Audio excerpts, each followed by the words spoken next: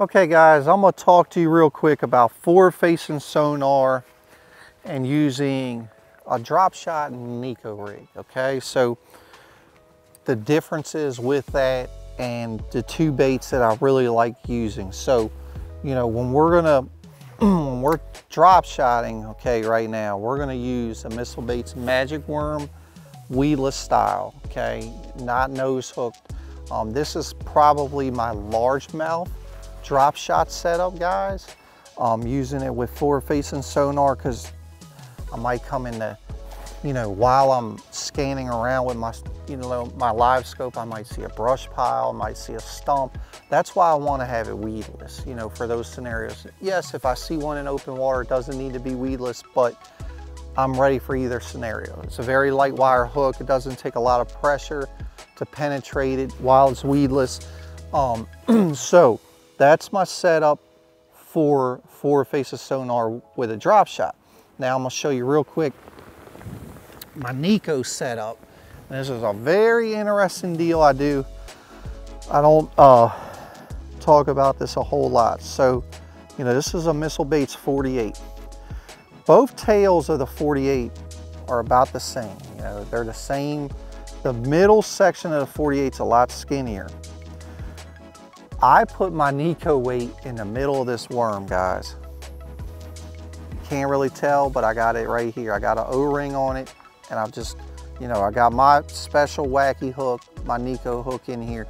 So with the weight in the center, it allows both tails to have action while it's sinking on the Neko presentation. It's a little trick I do. I feel like it gets a few extra bites. So that's my setup, you know, for drop shotting and Neko forward facing sonar.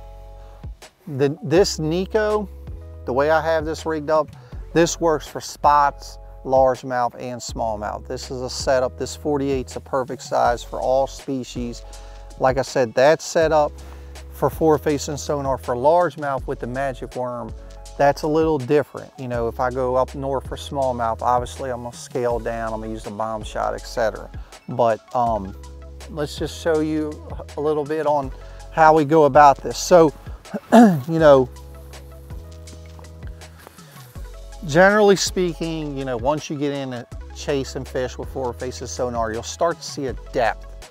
You know, it could be like a 5-foot swing in depth, but you'll start to see maybe it's 10 to 15 the fish are hanging in, or, you know, 15 to 20 or 5 to 10. So once you start to feel like you have the depth figured out, you want to kind of stay in that depth, and you just want to pan around and look for a fish. You know, look for an individual fish or a target. So like right here out in front of the boat, there's a big stump. You know, a lot of really, here's a really cool trick for you.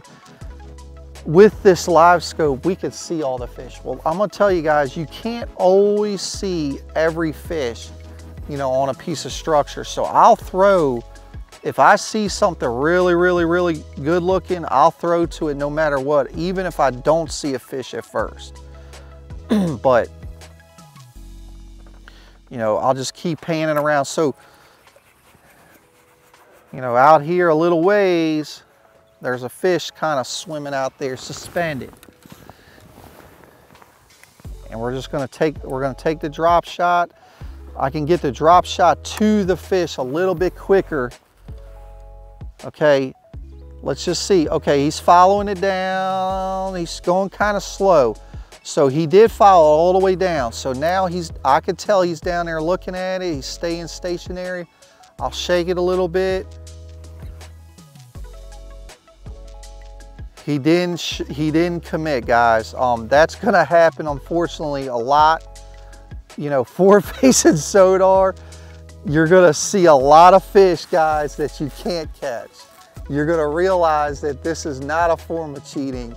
It's just gonna aggravate you a lot. But what's really cool about it, you're gonna learn the behaviors, you're gonna learn the attitude of fish, and it's gonna help you really dial in your bait presentation. You know, you'll see what triggers their interest better than, you know, one bait they just slowly swim at. Another bait, they really shoot at and bite. You know, you're gonna play with that. So That's one real cool thing about it. But that's kind of what I do, guys. I'll just, you know, troll around in the said depth that I believe is where most of the fish are relating to, and I'll look for them. You know, sometimes I'll see a few together, sometimes just individual fish, and I'll throw the drop shot or the Neko rig as close to the fish as possible. I want them to see it and hopefully react to it.